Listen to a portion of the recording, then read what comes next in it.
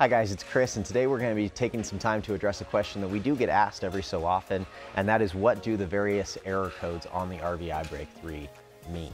Now, there's going to be a lot of you that never experience this because of the rock solid design of the brake. There's not a lot of things that can go wrong, but every so often you will experience something, and the brake has some built-in error codes that it will throw out to communicate to you what may be going on. So we're going to take a look at some of the most common error codes and what they mean in this particular video. So our error codes on the RVibrake3 are numbered 1 through 10. Now there's a number of these that we've actually never seen, whether that's in the field or in production. So we're not going to cover those, and I'm going to skip over a few of them. But we're going to start with one that we do see from time to time, and that's error code 01. Now an error code 01 indicates that the pressure sensor at the back of the cylinder is not reporting data correctly. That usually means that it's become unseated. So if you were to pull out your cylinder and look at the very back of it, kind of down in the housing, there's a little black plastic square with a single wire coming out of the top. That's our pressure sensor. That's what's determining whether you're hooked to a brake pedal, and it's also what we use to determine a brake pedal depressed message. So again, if that pops up at all, it may not report data correctly any longer.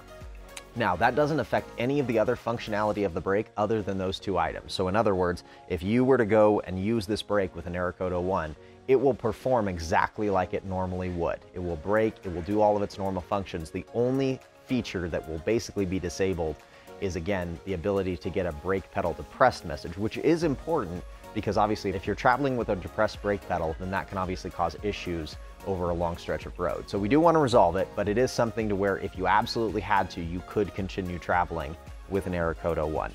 But in order to potentially resolve this issue, all you need to do is take your thumb and you'll press down on the top of that little black plastic square. You just press down firmly and then unplug the brake, reset it back up. If you no longer get the error code, then that little sensor has basically just popped up and you reseated it by pushing down. If it does continue to occur, it is going to be something that will need to be sent to us for a repair. But again, if you're in the middle of a trip, just make sure that your brake lights aren't on before you start heading out, and you can continue using the brake normally. The next error code we're going to take a look at is error code 03. So an error code 03 can be tripped up by a couple of different things. Essentially what it means is that the compressor has run longer than a minute and has shut itself off. So we do that in order to prevent burnout on the compressor. But that can come from a couple of different sources. It can be from a leak of some kind within the system, whether that's a hose or the air tank. However, more often than not, it actually doesn't mean that. It usually actually has to do with power. And the reason for that is that the compressor requires a certain amount of power to fully pressurize our air tank within a specific amount of time. If it's receiving low power or inconsistent power, it won't pressurize that tank in time, and it'll trigger that error code.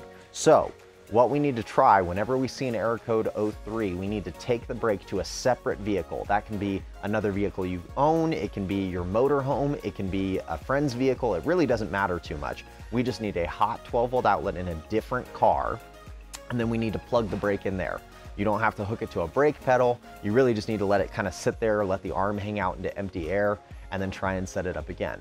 If you're no longer getting that error code, in other words, it sets up normally and it says RVibrake ready, then what that means is you are indeed seeing a power issue.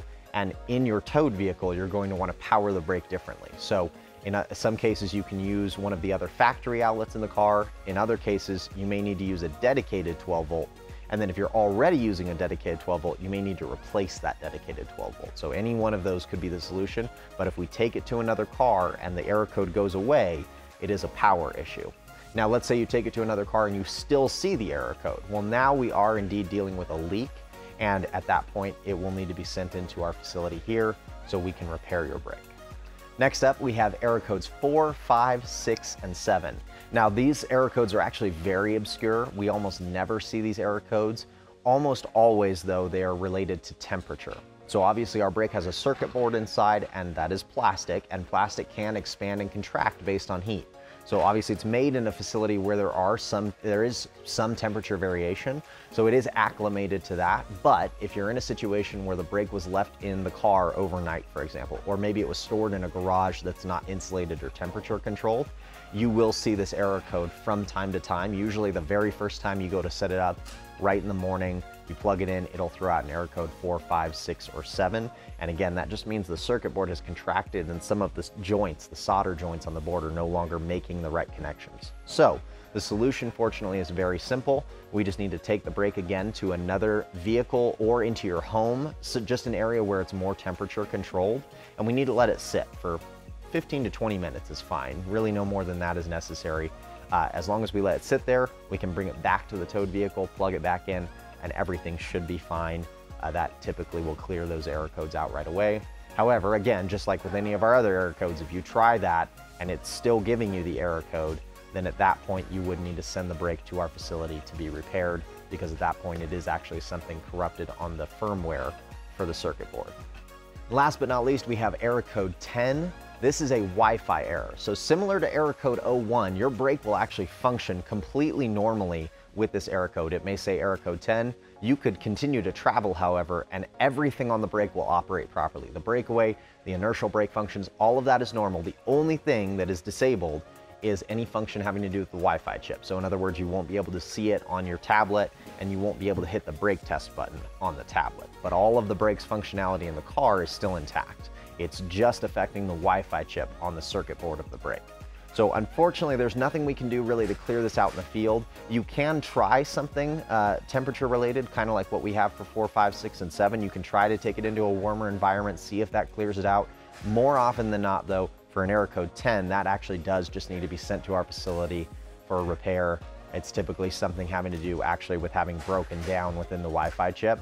It is a rare one to see, but again, your brake is gonna function completely normally. So if you are in the middle of a trip, it's an emergency, you're trying to get on the road, keep using your brake is what we would encourage. Make sure it sets up, make sure you hear RVibrake ready, but keep using your brake until you can get to a stopping point for a couple of weeks and get the brake sent to us, and we'll be happy to get it in, fix the Wi-Fi chip, and get it back to you. So this is a look at our most common error codes. Now, obviously not every issue with the brake is going to throw out some kind of verbal prompt, but more often than not, when something does go wrong with the RVibrake3, you will get an error code of some kind. So hopefully in those instances, you can use some of the troubleshooting we've described here to clear those out and resolve them. If not, we're always happy to get your brake in for a repair if you're within your warranty period.